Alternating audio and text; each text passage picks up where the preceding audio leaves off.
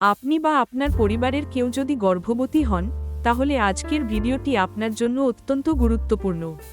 কারণ গর্ভাবস্থায় কিছু লক্ষণ এমন আছে, যেগুলোকে কখনোই স্বাভাবিক ভেবে অবহেলা করা উচিত নয়।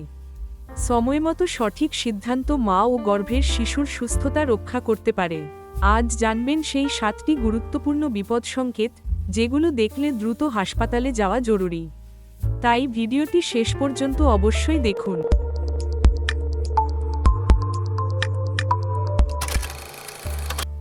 1. যোনিপথ দিয়ে রক্তপাত। গর্ভাবস্থার যে কোনো সময় রক্তপাত হলে সেটিকে কখনোই স্বাভাবিক ধরে নেবেন না। অল্প বা বেশি, যেমনই হোক, দ্রুত চিকিৎসকের সঙ্গে যোগাযোগ করুন। 2. বাচ্চার নড়াচড়া কমে যাওয়া। গর্ভাবস্থার পরের দিকে যদি হঠাৎ করে শিশুর নড়াচড়া আগের তুলনায় অনেক কম মনে হয়, তাহলে অপেক্ষা করবেন না, দ্রুত হাসপাতালে বা চিকিৎসকের কাছে যান। 3. তীব্র পেট ব্যথা। হালকা টান লাগা অনেক সময় স্বাভাবিক হতে পারে, কিন্তু যদি তীব্র বা অসহ্য পেট ব্যথা হয়, বিশেষ করে রক্তপাত বা অন্য কোনো সমস্যা সঙ্গে থাকে, তাহলে দ্রুত চিকিৎসা নিন।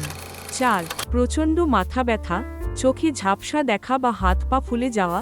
এগুলো অনেক সময় গর্ভাবস্থায় উচ্চ রক্তচাপ বা প্রি এক্ল্যাম্পসিয়ার লক্ষণ হতে পারে, তাই এগুলোকে অবহেলা করা উচিত নয়। 5.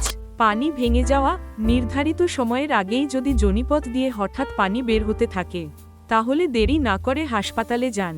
এটি প্রসব শুরু হওয়ার লক্ষণও হতে পারে। 6. জ্বর বা শ্বাসকষ্ট। 100.4 ডিগ্রি বা তার বেশি জ্বর অথবা শ্বাস নিতে কষ্ট হলে দ্রুত চিকিৎসকের পরামর্শ নিন। সংক্রমণ মা ও শিশুর জন্য ঝুঁকিপূর্ণ হতে পারে। 7. খিঁচুনি বা অজ্ঞান হয়ে যাওয়া হলে কোনোভাবেই বাড়িতে অপেক্ষা করবেন না, যত দ্রুত সম্ভব হাসপাতালে নিয়ে যান। মনে রাখবেন, গর্ভাবস্থায় নিজের শরীরের পরিবর্তনের দিকে সবসময় নজর রাখুন। কোনো অস্বাভাবিক লক্ষণ দেখলে নিজে নিজে ওষুধ না খেয়ে চিকিৎসকের পরামর্শ নিন।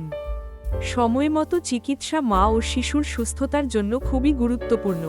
ভিডিওটি যদি আপনার উপকারে আসে, তাহলে একটি লাইক দিন, চ্যানেলটি সাবস্ক্রাইব করুন এবং এই তথ্যটি অন্য গর্ভবতী মায়েদের সঙ্গে শেয়ার করুন।